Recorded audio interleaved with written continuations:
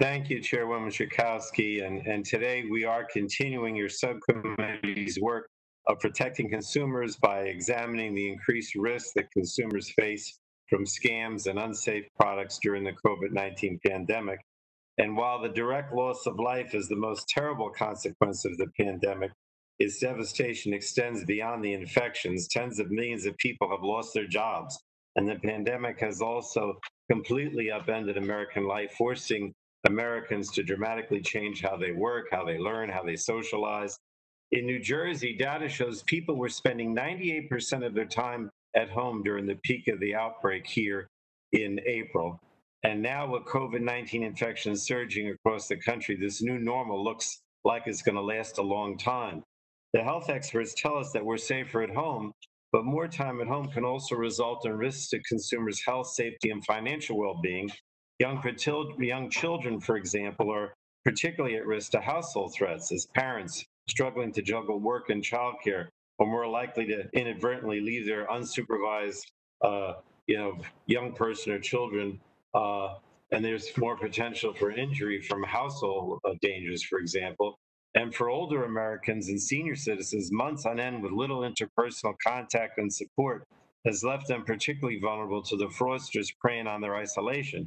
So in March, just before much of the country went on lockdown, the subcommittee had a hearing, examined the proliferation of fake and unsafe products in the online marketplace.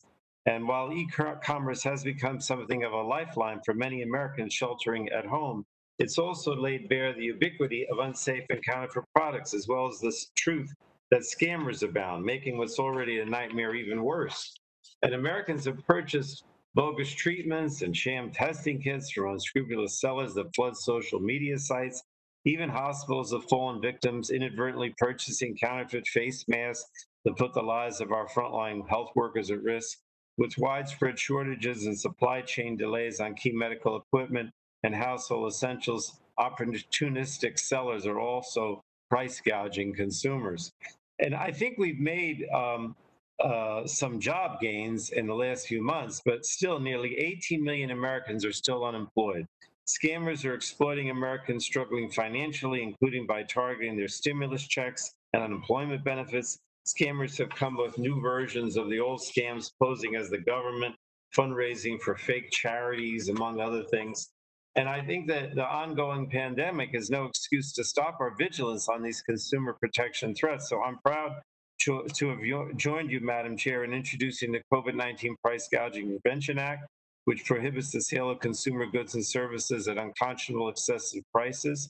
Um, this legislation was included in the HEROES Act, which the House passed in May. And social media platforms also need to do their part to protect American consumers. Yesterday, along with subcommittee chairs Schakowsky, Doyle, and DeGette, I sent a letter to Facebook, Google, and Twitter requesting regular monthly updates on their response to COVID-19 disinformation. The troubling rise in COVID-19 disinformation is driving fear and conspiracy theories and impairing consumers' ability to make rational and informed purchasing decisions and pushing consumers into the very traps of scammers peddling unproven and unbranded or misbranded products. So I look forward to this hearing. I have no doubt that what you're doing, Jan, is more important than ever given the COVID crisis, because I know that I'm in my district office in Long Branch today.